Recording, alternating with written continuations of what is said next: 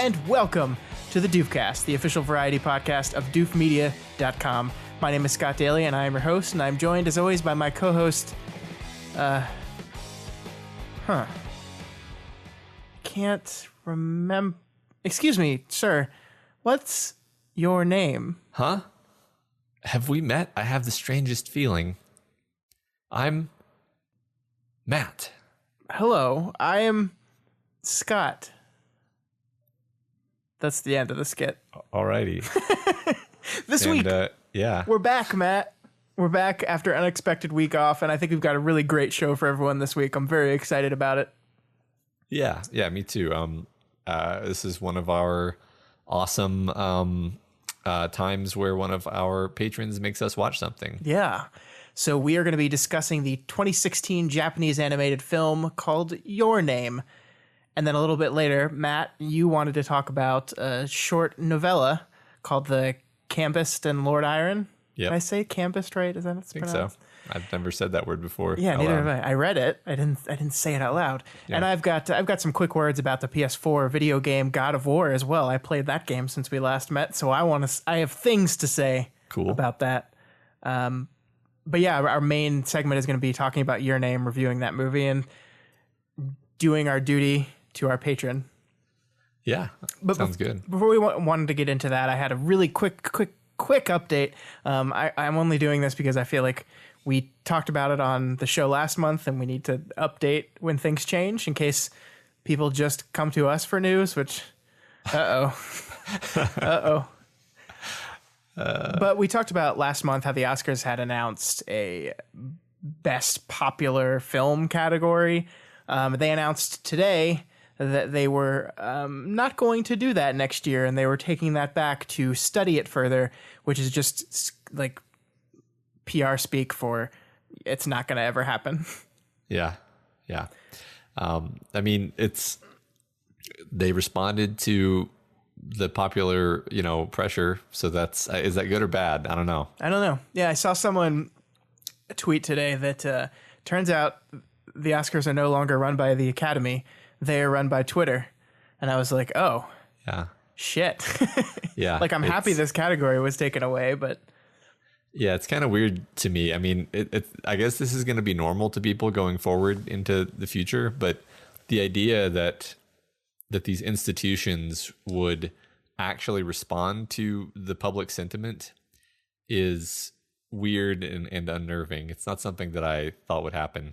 Yeah, I was very surprised too. Normally, you think with something as big as this, they would have done their due diligence before they announced it and tested it and measured it. And I mean, we're sitting here with Disney refusing to go back on their decision after the public outcry of James Gunn firing.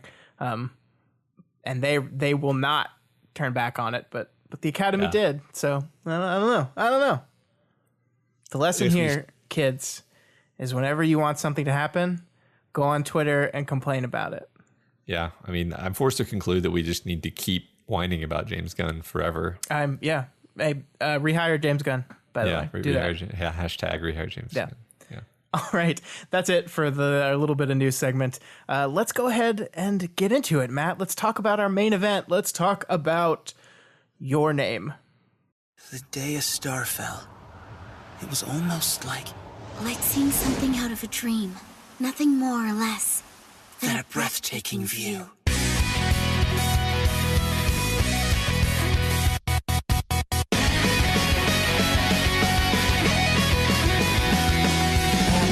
Hello, you've opened your eyes.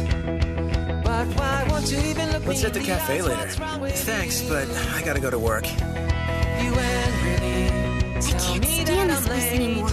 It's too small and close-knit. Please make me a Tokyo boy, my next life! Where am I? I've been having some strange dreams lately. Like a dream about someone else's life. What is this? What? Could this mean? In our dreams, that girl and I, we're switching places! So what does Matt mean? Does Does Matt mean? I'm just kidding. Once again, this episode, this review we're about to do is made possible by the support of our patron, Ellen, who pledged at the Doof Warrior level and got to pick a topic for us to cover. Thanks, Ellen. Yeah, and actually, really thanks for picking this movie, because I'd heard about this before. I probably would have never actually gone out and watched it, and I'm spoilers for the next few minutes. Glad I did. Yeah. So as we said at the top, Your Name is a 2016 Japanese animated film. Matt, I think this is the highest grossing Japanese animated movie ever. I think it made $358 million, which is huge for a movie like this. Yeah. It was directed and I believe written by Makoto Shinkai. I think I said his name right. I'm so bad at names. Japanese names. Yeah, Makoto Shinkai, who has done a fair amount of other animated features, but nothing as big as this one. It's kind of this mixture between Freaky Friday and time travel and a romance story. It's a lot of things kind of rolled into one, and I'm excited to talk about it. Yeah, I guess I thought I'd mention it was a manga first, actually. Oh, was it? Okay. And I think it was pretty popular as a manga, and then kind of makes sense that it was made into an anime because of its popularity, and then that's probably why it made so much money. But I think it probably deserved it too. Cool. All right, let's talk about, before we get into the specifics, let's talk about it generally. Matt, tell me, what did you think of Your Name? I thought it was absolutely beautiful. I think it worked on me emotionally pretty much everywhere it was supposed to. It was funny because when I started watching it, I kind of had in the back of my mind the fact that like I knew you were watching it in parallel, and I was noticing all the like anime-y things, and I was thinking like I might not have noticed them normally, but since I knew you were watching it, I was like noticing them. But eventually I stopped noticing them and stopped caring, and also I think it helped that there were actually very few of the sort of there weren't zero, but there were very few of the tropes that you, and to a lesser degree I dislike, or at least I'm sort of speaking for you, but I think what I'm trying to say is a lot of my viewing experience was a bit slanted due to the fact that I knew that we were watching it together, but thought it was beautiful, thought it was emotionally impactful, was pretty excited. I actually planned on watching half of it and then going to bed and then watching the rest the next day, and I actually just stayed up later than I intended to and finished it because I was so into it. Wow. So yeah, that's where I was. Yeah. So everybody knows, most everybody listening to this episode probably knows my feelings about anime, and they are not positive. I don't want to call it a genre. It's not a genre. I do not normally like that style, and I'm not going to reiterate all the reasons why. We had a whole episode where we did that already. But I think I loved this movie, Matt. And it's not like I've never liked an anime before, so this isn't like we've broken new ground. But this thing like really knocked me over. There's very little of it that I don't like. There are, you're absolutely right that there are little bits and things that kind of rub me the wrong way, but it's kind of pushed to the side because so much of this movie is so beautiful. I can't wait to talk about all the ways in which this movie succeeds at everything it's trying to do. This is one of the most beautiful films I've ever seen. It like makes like American CG animation look like shit comparatively. Yeah. And I think the story is good. I'm going to have I'm not going to call them nitpicks, but there's part of the story that I had some issues with, but overall, yeah, I mean, I thought this was so good, and I understand exactly why it was as popular as it was. It worked on me in every way. I think we should say before we get into it that we both watched the English dub, right? Yeah. And I kind of felt bad about that because normally I prefer, but I was it was in a context where I kind of needed to be able to hear. So yeah, I think I rented it off of Amazon, and I was kind of expecting there to be like an option once you've rented the movie, but apparently the option, like when renting, you had to choose between English dub and subtitles, and I didn't realize that until after I had rented it. But I have some complaints about the voice acting, but overall I think it worked pretty well. Yeah, I thought it worked pretty well, especially considering there's like several like I don't think puns is the right word, but like instances where it's really obvious that you're missing a little bit because you don't speak Japanese. Yeah. I mean, I guess we can get right into that. So the story deals with body switching, right? There is a woman that lives in a small town in the rural area named Mitsuha, and there's a guy who lives in Tokyo named Taki, and because of weird things that are kind of explained but never fully explained, but I don't need it explained. It's just it's a device to tell the story. I mean that part I think is handled pretty perfectly. You're not. It's suitably just like mystical, and that's fine. Yeah. I think my main complaint with the voice acting with their switches is I felt like the woman voice actor, like, I think because she wanted her voice to be deeper when Taki was in Mitsuha's body, her default voice for Mitsuha just on her own seemed like she was doing like a intentionally higher affect, and it just kind of rubbed me the wrong way. That's a very nitpicky type thing, and again, that's only because I watched the English dubs, but it jumped out at me. Yeah, I will say, I mean, one thing I definitely noticed was that I don't think I was ever confused about who was in whose body at any point. Yeah.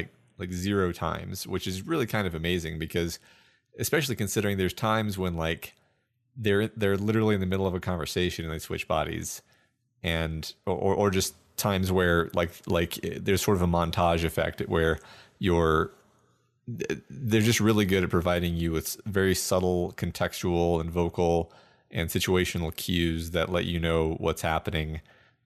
You could really study some of these sequences where like they're reacting to things, and you get like a few frames to understand what's going on, and it's basically very efficient storytelling during these montages specifically. No, I completely agree, and I think one of the ways that I think Shinkai does that is through like camera angles as well. Like I think that he uses every tool in his tool belt to establish who is who, which is, I mean, it's kind of like you're intentionally introducing kind of confusing elements into your story. So the importance of doing that is it's a big deal. And I think you can tell that he spent time. Like I think the camera, when it is Taki and in Mitsuha's body, the camera treats him differently, her differently, whatever. Like it moves differently. It's different camera angles. Like there are a set of camera angles and shots that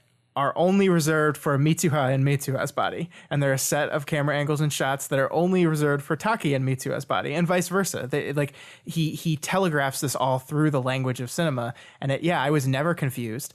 I think the only time I was confused, the movie is when the movie opens and like she grabs her boobs, which is like a symbol for him being in her body, right? Yeah. But in the opening, it's her.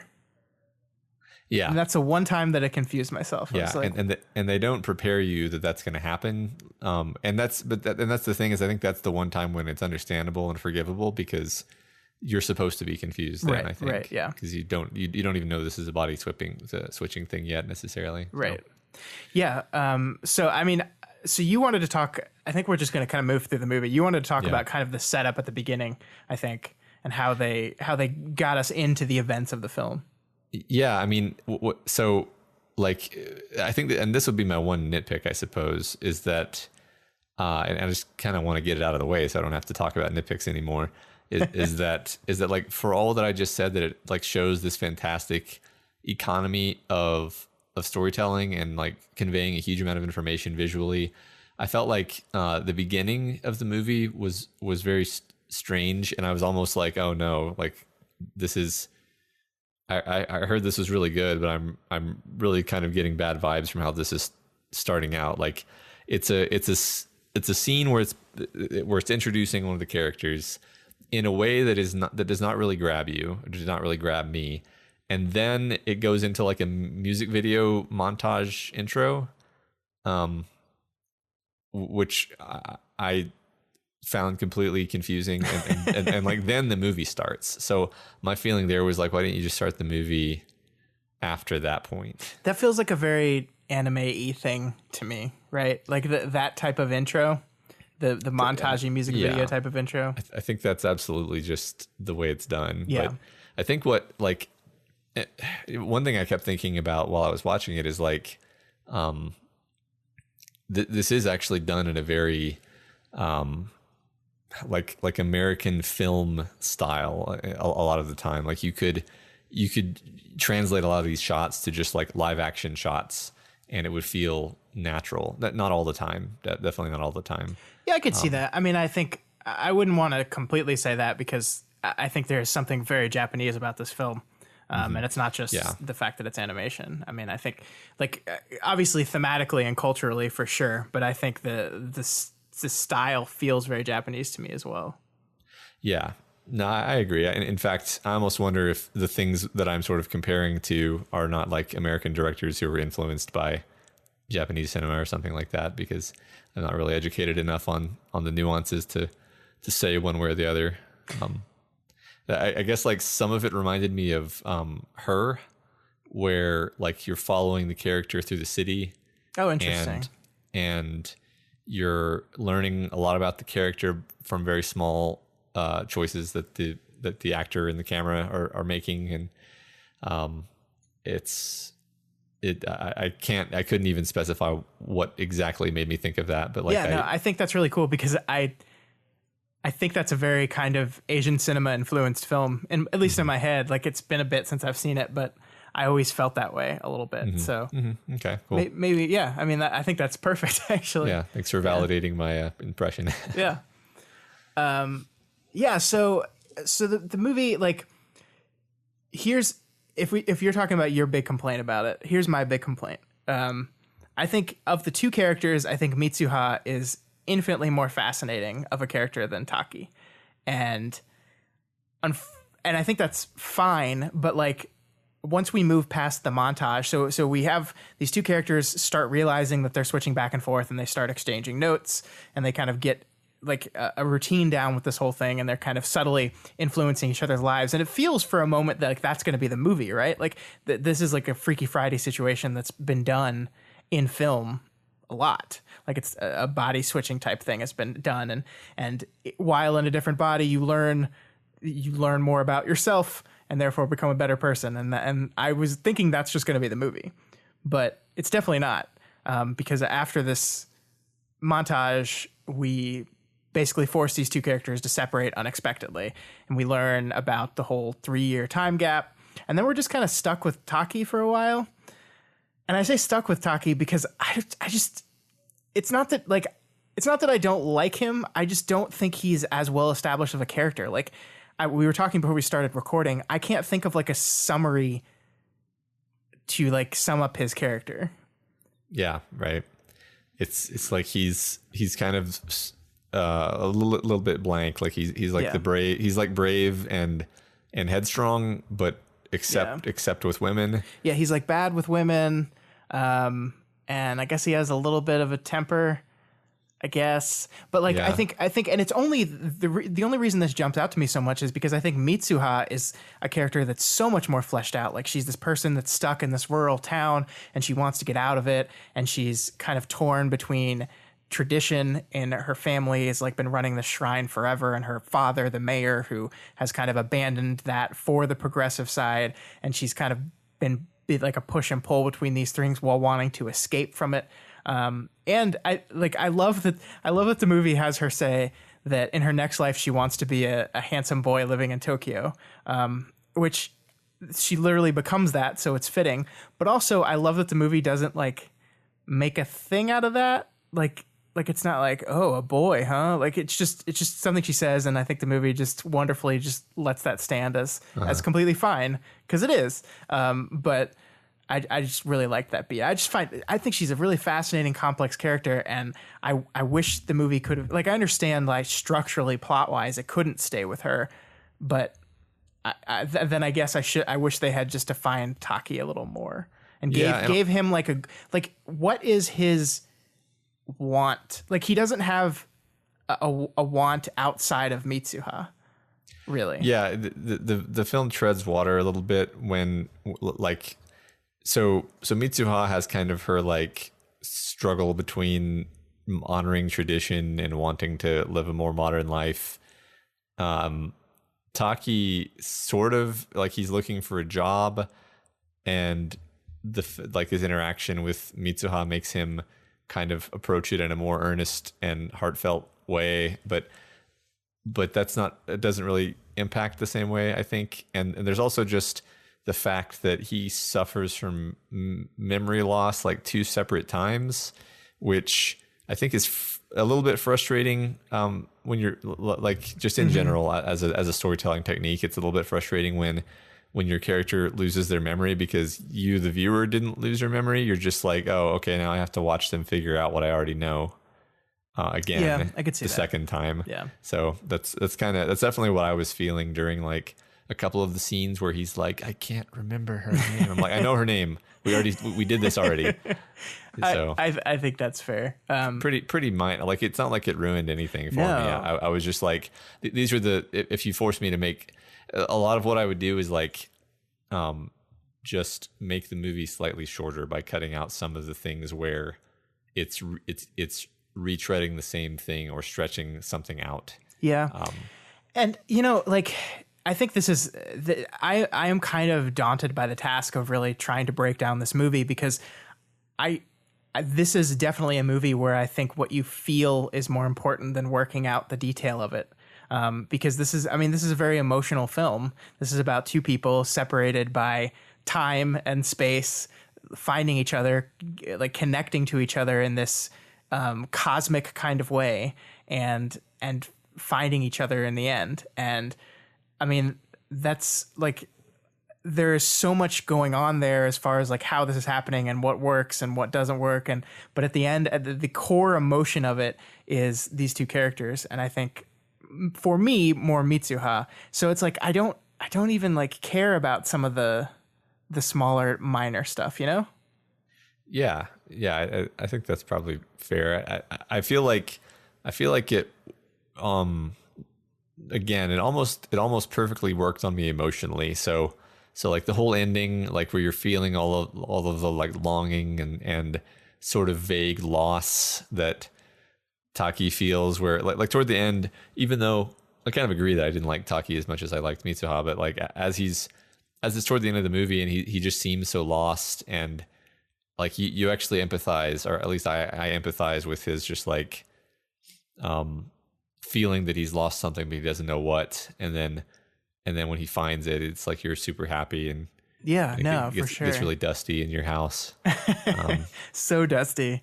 Yeah. Oh, and the scene where they pass each other on the stairs, like, where they see each other on, like, I love, this movie uses imagery so well. Like, first we have the idea of, like, train cars, and we see shots of train cars throughout the movie, and kind of, like, they run parallel to each other, but they never touch, right? Which I think is a perfect symbol for these characters in the movie. And then the first time they meet is on a train car 3 years in the past. Then they see each other cross train cars at the end of the movie and then get together.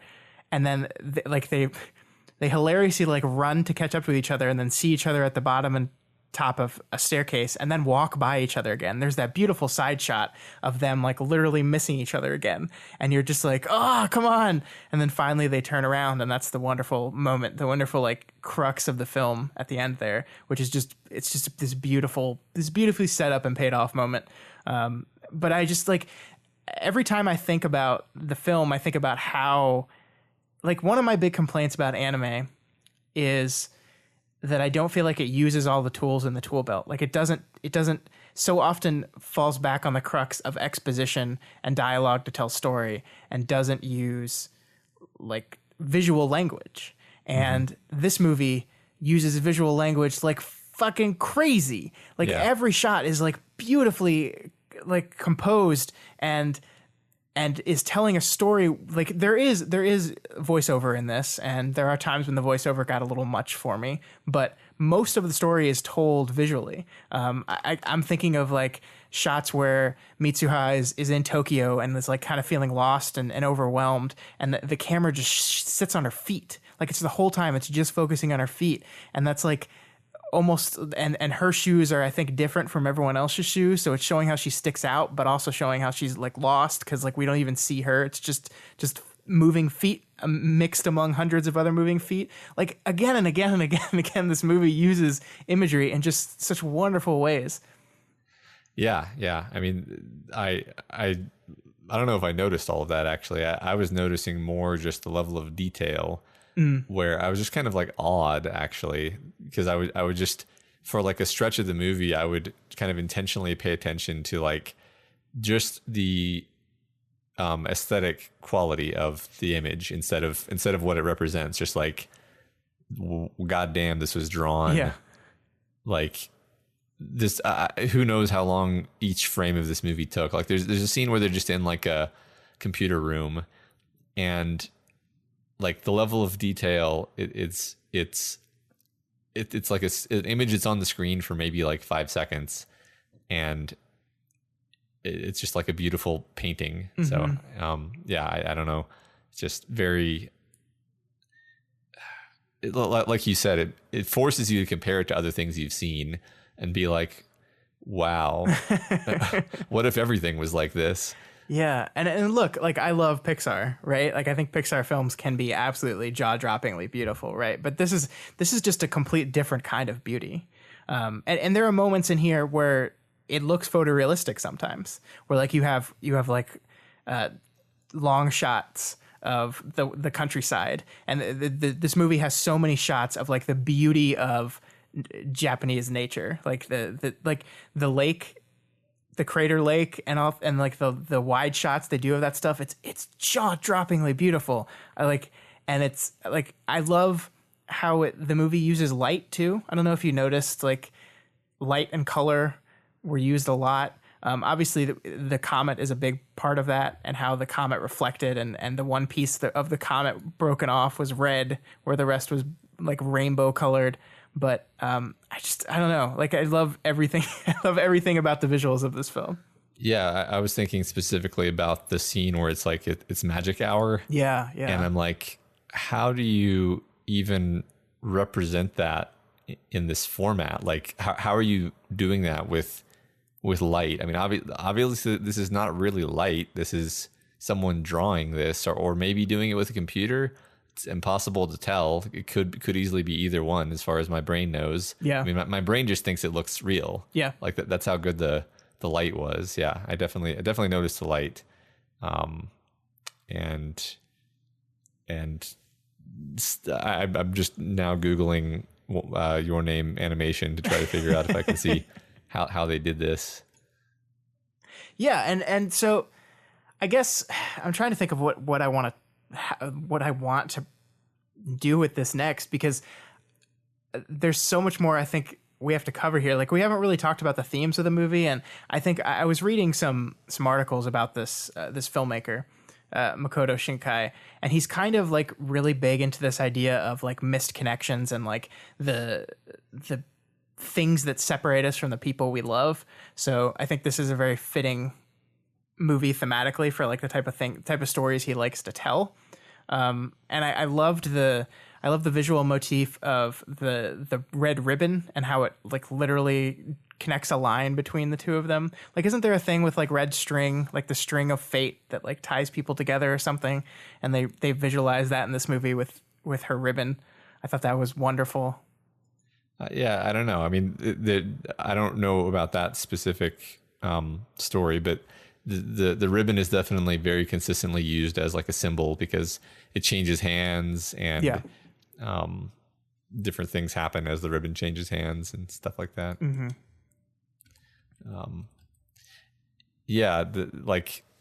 I thought it was really effective at communicating that particular theme of like I'm mixing together the theme and the emotional content, I think, because to me that's what he's trying to get across. Like you said, the theme is this longing, separation, and maybe even what I like about it is that it's not like this is a clear-cut love story between these two characters.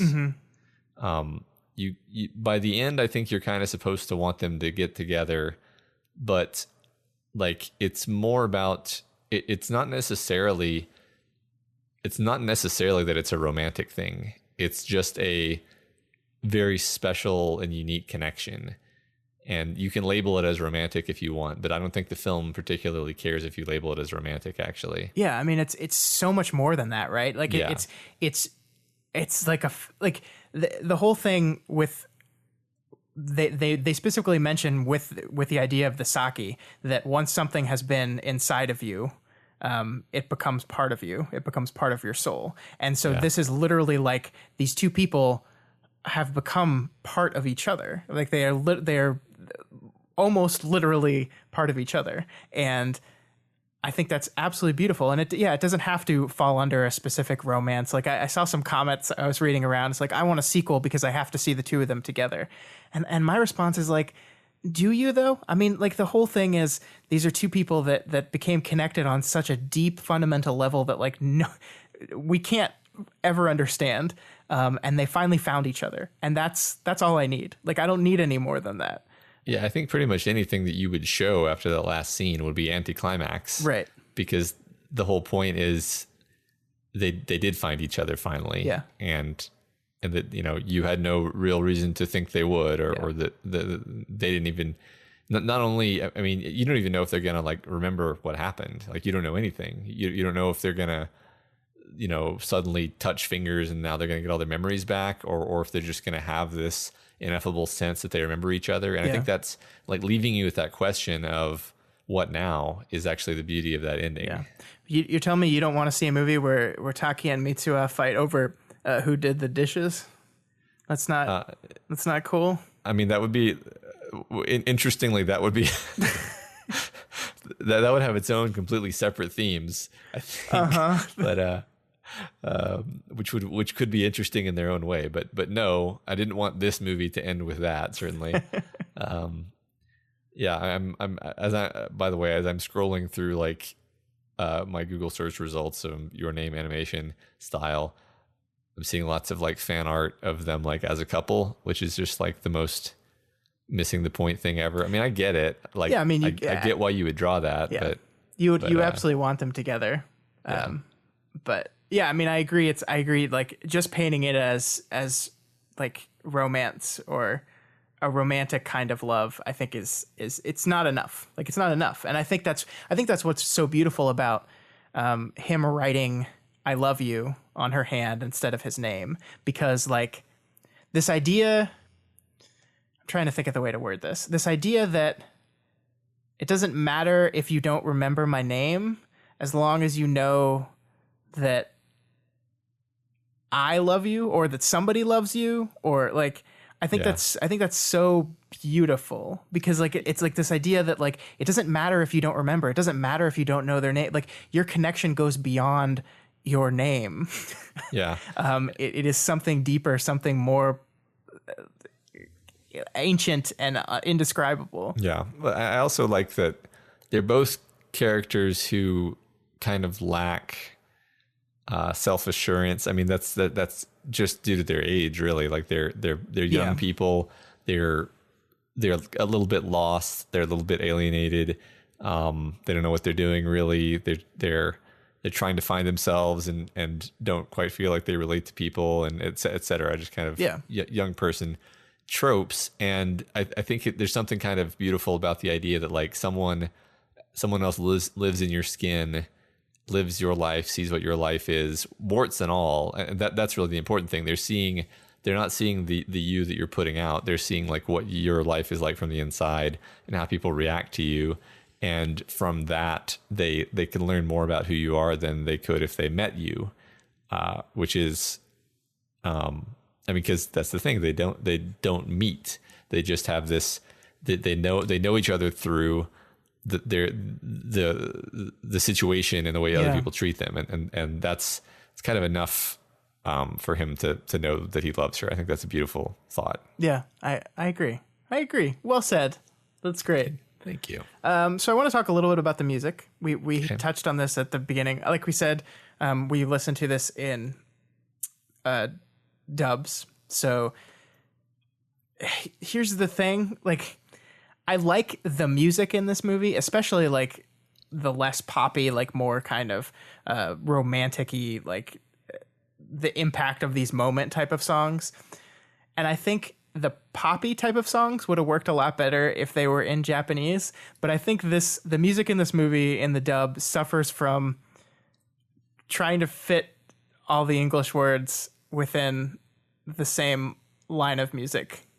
And like they're weird and rushed, and like it just doesn't work, and it makes it sound kind of hokey, and I don't think it works. Yeah, I probably watch slightly more anime than you, and I agree.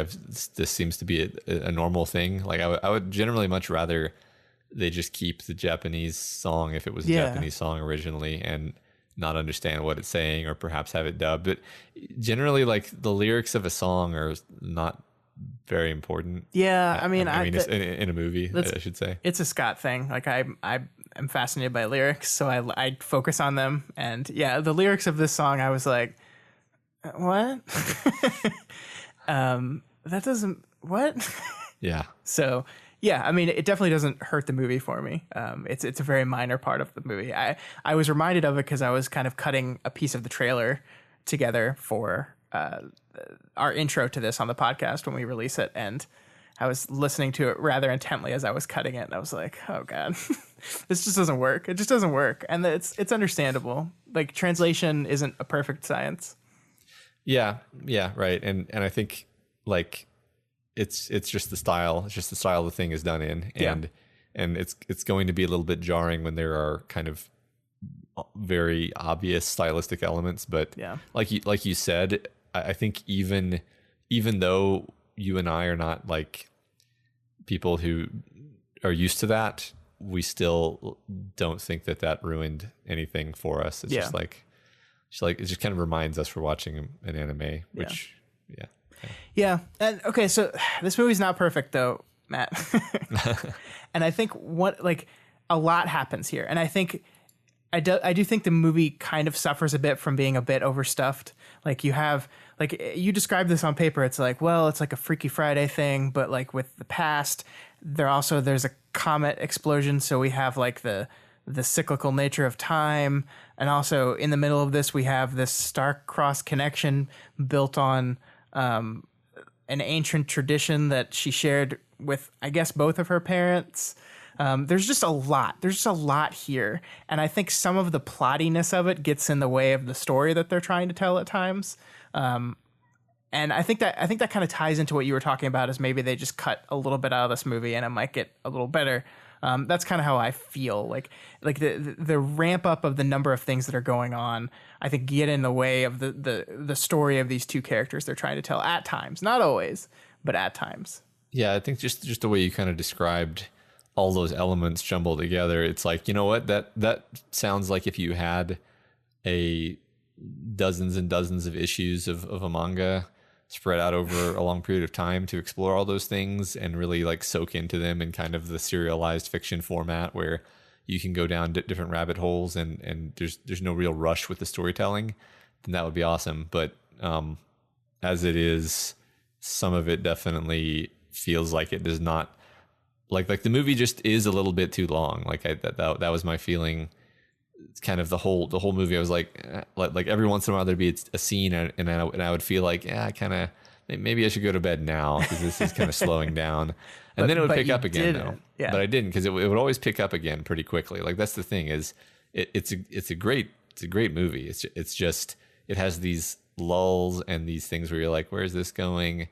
And maybe I would feel different if I watched it like not wanting to go to bed. That's possible. Yeah. Who knows? Okay, so we said this is like the most successful Japanese animated film ever, I think. Why do you think, what do you think it is about this movie that caught on the way it did? Oh, I don't know. I mean, it's certainly has better production value than any anime I've ever seen. I'm not saying there aren't better looking ones. I just certainly haven't seen them or even seen pictures of them. Right. Yeah, I mean, it probably had a lot to do with the fact that it came from a popular manga. So it already kind of had a fan base of people who would go see it. And, yeah, I don't know. I don't really understand the demographics or because like there's different genres of manga, and this is not the one that appeals to teenage boys. So maybe it's just that this is pure conjecture, by the way, but like maybe they rarely make movies for this demographic. So when they do make them, everyone in that demographic goes to see them. Yeah. Whereas there's like a ton of shonen, like Naruto type. That's true. Things all the time. So are you sure this was a manga before? I did Google it.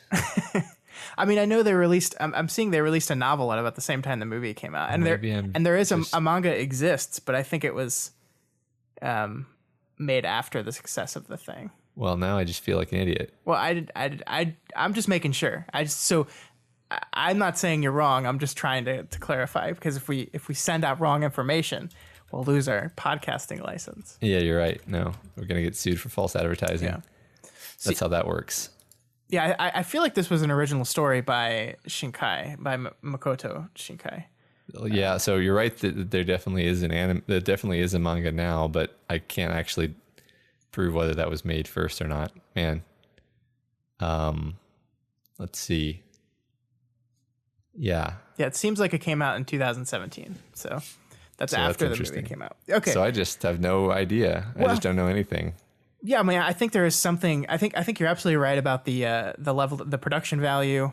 This movie, they spent a lot of money pushing this movie, and I think it showed. But I think there is something kind of universal. Like I think this does specifically appeal to kids of a certain age, right? Like I think teenagers, like this movie worked on you and I think this movie would work 10 times more on me if I was 16 years old or 17 years old, or a guy who's like desperately hoping to find the person I want to love, or the purpose. Like a lot of this is a lot of Taki's character is finding something, right? He doesn't know what it is, but he's looking for something. And we're all kind of looking for something. We just, sometimes it's a thing. Sometimes it's a person. I'm kind of just quoting the movie now, but I think there is something like universally relatable about that. And you take that, you add the gorgeous visuals, you add this kind of weird, kind of cosmic type story, and I think that appeals to people.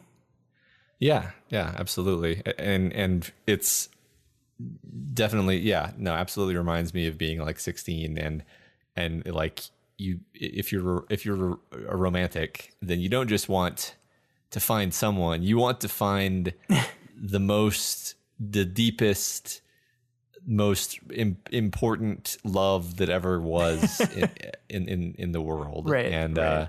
So that's super relatable, especially like you said, especially when you're younger. Yeah, especially this movie did very well in Japan, and it's very much a movie rooted in Japanese history and this kind of push and pull between modern Japan and Japan as it used to be, and it very much is a reflection of that, and that's kind of Mitsuha's main struggle, right? And I think that's something that appeals a lot to people. It's a country in the middle of a pretty huge transition that's been going on for, well, it's probably been a few decades now, but still, I mean, like that's a couple generations, and it's a movie that's kind of exploring that and dealing with it.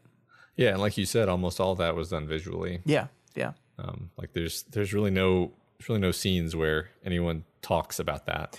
It's thank God. It's entirely contrasting the visuals and the characters reacting to the visuals like the two different settings, and then the way you obviously see the characters feeling about what they're seeing. Yeah, which is good film. Yeah, and when the other meteor struck the meteor lake, it made an infinity sign, Matt, and that's because time is infinity. Yeah, see, I think you're better at noticing things like this than me.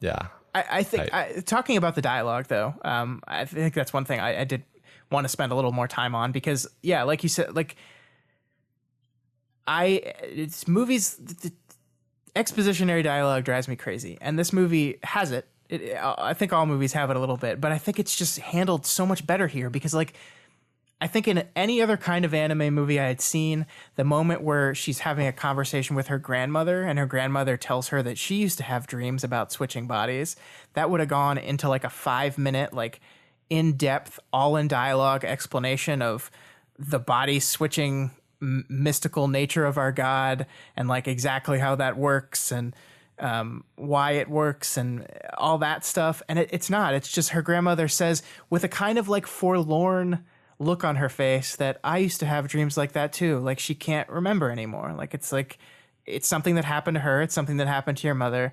And now we really can't remember it anymore. But there's maybe there's something missing there. Maybe not. I don't know. And I love that it doesn't feel the need to jump into that exposition and explain it all to us. Yeah. Yeah. Every time there's exposition, like there is exposition with the grandmother more than once, but there's always more than one thing happening. It's always also conveying this deep sense of her heritage and her culture and her spirituality and her feelings about it, while simultaneously telling you information that you're going to need to remember later when you're thinking about time travel. Yeah. And when it does have that exposition, I think it hides it very well because it's not just two people sitting at a table talking about the ancient traditions. Like it's her grandmother talking about the tradition while we're seeing them perform this dance, right? And so like while this exposition is being given to us, we're seeing this beautifully composited animated scene where the two girls are dancing a traditional dance and then eating the rice and doing this, like, so the visuals are connecting with the exposition in a way that they should when you're in a visual medium. And that's when anime is good, when they do that. Do more of that. Yeah. Yeah. It makes me want to follow up on what this filmmaker has done. Look, I don't like anime. I want to watch more of what this guy has done. And I've read that they're kind of comparing him to Miyazaki, and I don't think, like, why do we have to compare? You know, like, it's like, oh, it's the new Miyazaki. It's like, why we got to do that? Yeah, no, I see way more differences than similarities. Yeah, I think they have a very different outlook on the world. And I mean, I think they're both, like, I think Miyazaki makes very beautiful animated films too that I tend to like more than I don't. But yeah, I think they have a very different outlook on certain things. Yeah, I mean, yeah, you could go way into it. Like, there's a lot less thematic and symbolic clarity in Miyazaki in Miyazaki films. Like, I feel like he's definitely, I'm not saying he's not doing things with symbols and with themes. I'm saying that it takes a lot more work to try to figure out what he's doing. And also there's the whole style of how things are framed. Like, it seems like it's a much slower cutting, much slower paced films. Miyazaki, yeah. I completely agree. I think when you were talking about like the more, you said more American, right, type of filmmaking. I think the pace of the editing is where I agree with that the most. This movie cuts fairly often. It is a modernly cut type of film. Where scenes are not, like, where shots don't go on for that long, and we cut between shots a fair amount. That's a much more modern thing. Yeah. And while I was watching the movie and I was watching scenes like that, I was like, this must have been so expensive because like, even when we're doing the quick cutting thing, we're seeing like a view of a person from an angle that we haven't seen before and don't see again. Meaning that the whole background of the shot and the character in the shot and everything else about the shot is drawn for like this 10 frame segment and then we move on to something else, rather than when you have a nice slow tracking shot in this format, then you just get to reuse that background for every frame, which saves you money. So this is like, it's almost like he didn't care about the cost. And that's the thing that's interesting to me, is like, that's why I want to find out more about how this was actually done. Because I'm like, did they just spend $100 million on this, or did they innovate and figure out how to do this cheaper? I really that's wonder. a good question. Yeah, I think you're absolutely right, because I mean, in a live action film, getting coverage of a different angle is just moving your camera and setting up, moving some lights maybe. It's not completely redrawing. like the fact that he took time to have different angles to show who is who in whose body. That's an expensive proposition. That's not an easy thing to do. And I think it does show a commitment to the project that I think pays off in spades. And it's why this movie works the way it does. Yeah. Cool. All right. Do we have anything else we want to say about Your Name? I was a little critical, but man, I love this movie so much. Yeah. I was so happy with it.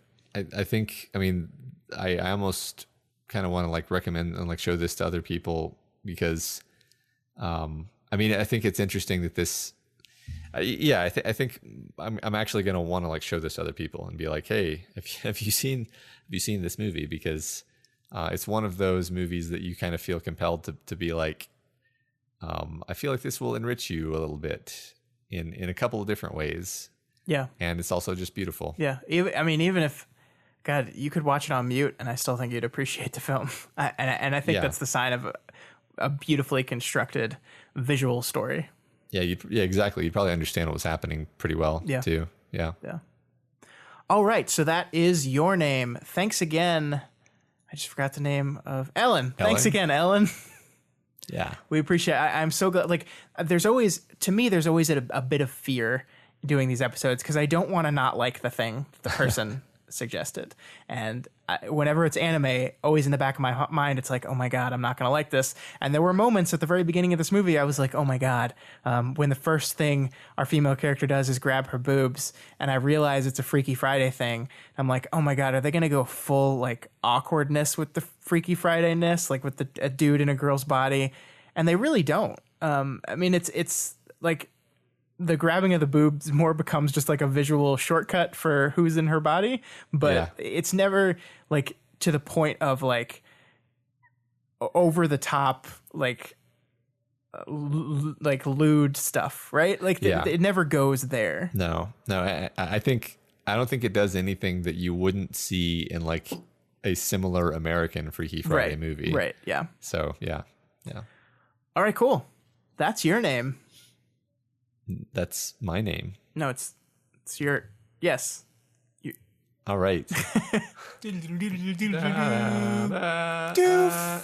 All right, Matt, you wanted to talk about something. You wanted to talk about a short story. So let's talk about the Cambist and Lord Iron, which is I don't know why I said iron like that. That's weird. Lord Iron. Lord Iron. Yeah. So this is a short story that you read recently, and you had me read it today. So you wanted to talk about it for a bit before we move on. Yeah, I actually wanted to mention that one of the hosts of the Bayesian Conspiracy podcast, Eneasz Brodsky, put together this, what's the word for a collection of fiction? A collection. Come to me. Collection. A collection of rationalist short stories, or rational fiction, as they can be sometimes called. And I read I think almost all of them, if not all of them, and this is one of them. And I just found this to be just an utterly delightful story. And I didn't even find out until today, actually, that it was a Nebula winner, which is a prestigious and rather rarefied science fiction award. Mm-hmm. And it's just really exceedingly well done. Like it makes you feel all kinds of things. The prose is just like masterfully crafted down to the word level. It's paced perfectly. It's structured perfectly. So I'm glad you read it, because otherwise it would just be me ranting about it and how great it is and that people should read it. But since you did read it, what did you find the most striking about it? I just thought it was just like, it's just this little delightful, like it took half an hour to read. This just little happy story of this like, what was his job again? I'm blanking on it. Like he's basically a currency exchange. Yeah, he's a currency officer. exchange officer. Yeah, and he's like, so it's this currency exchange officer named Olaf dealing with this asshole noble in the town named Lord Iron, and I just, like it's just so it's structured so delightfully because it's like it's basically like a definition of how to do the rule of three perfectly, because like the character has 3 interactions with this guy and they're increasing in difficulty, and they all but it's around like it's called a fairy tale of economics because it has to do it like delves into some basic economic theory. But it's just so like it's so clever and fun, and you're just kind of like they build Olaf as this like adorable like simple character that you just can't help but like.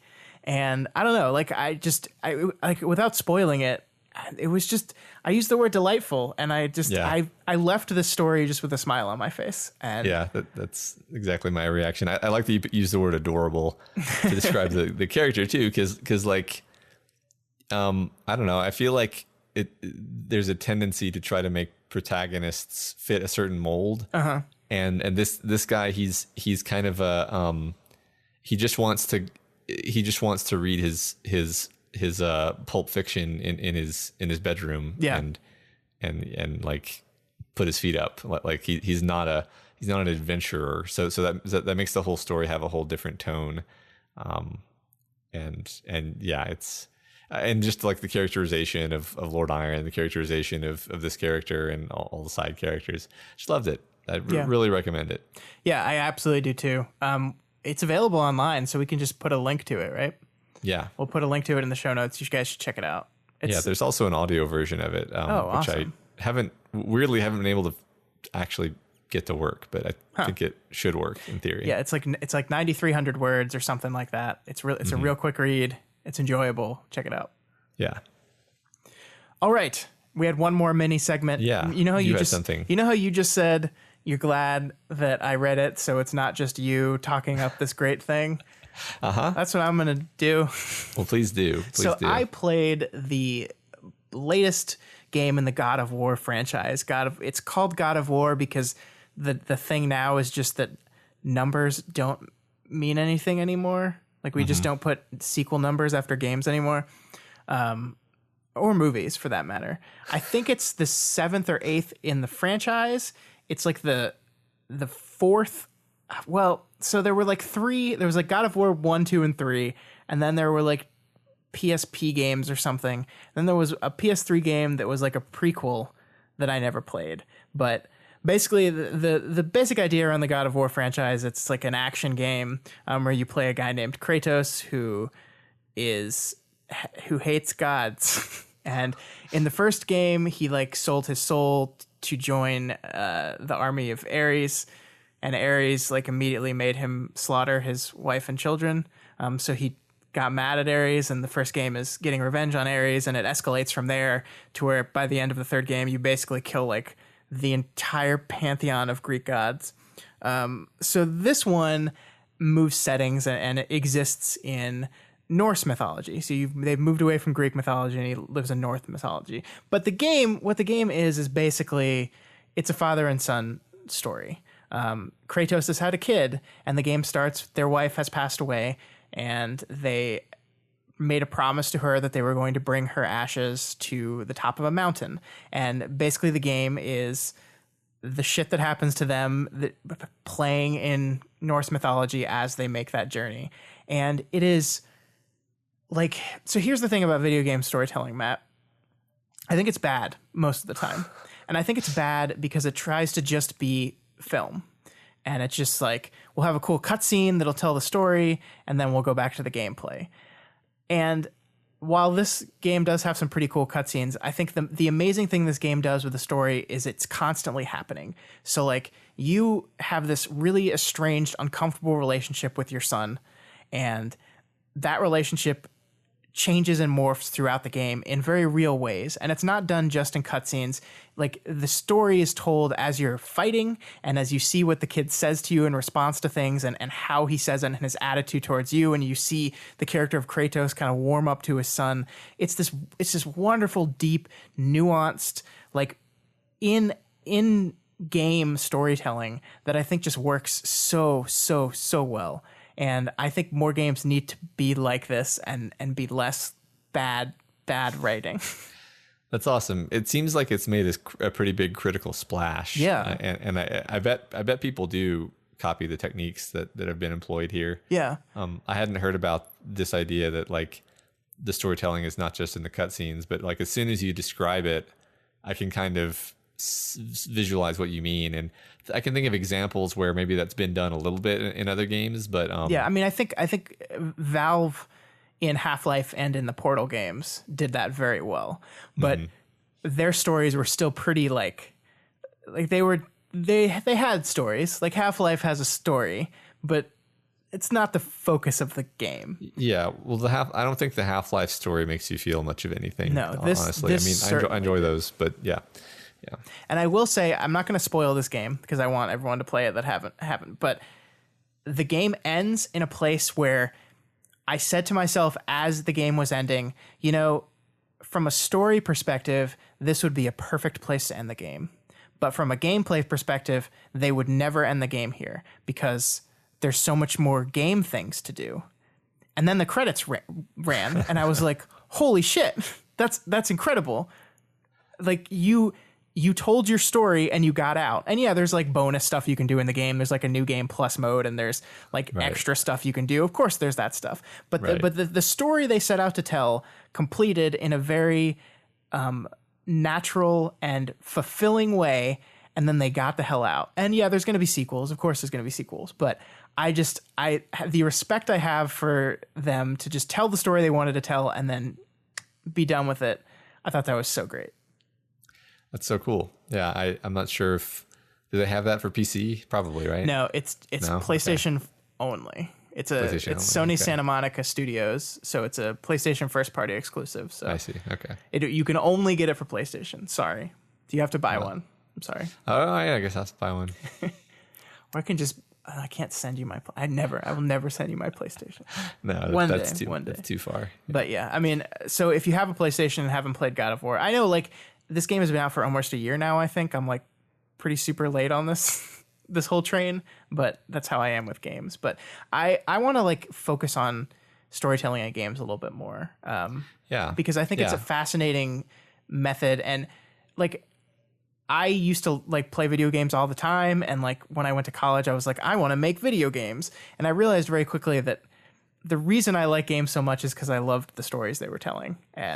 But I think so often games do a really bad job, and I want to highlight the ones that manage to tell a good story.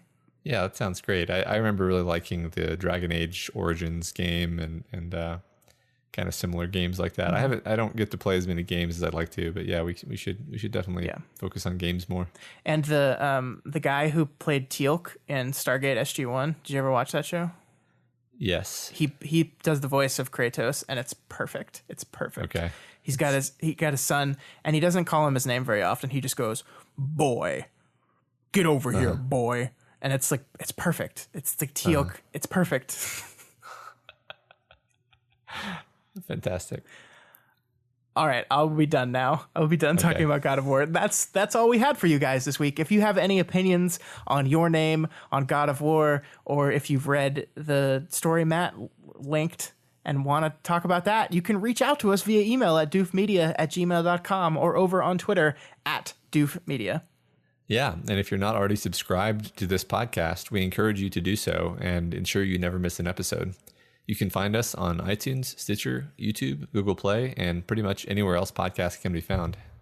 You can find this and all of our shows over at doofmedia.com.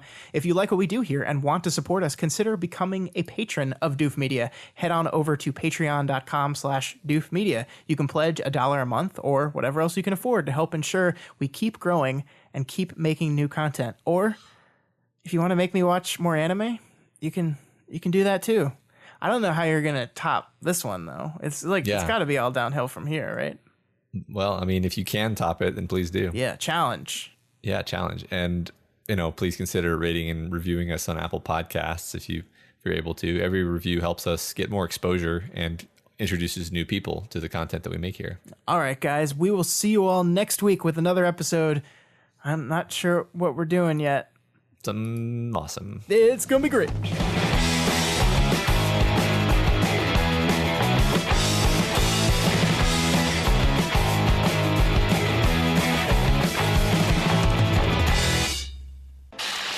My name is Doof, and you'll do what I say. My name is Doof, and you'll do what I say.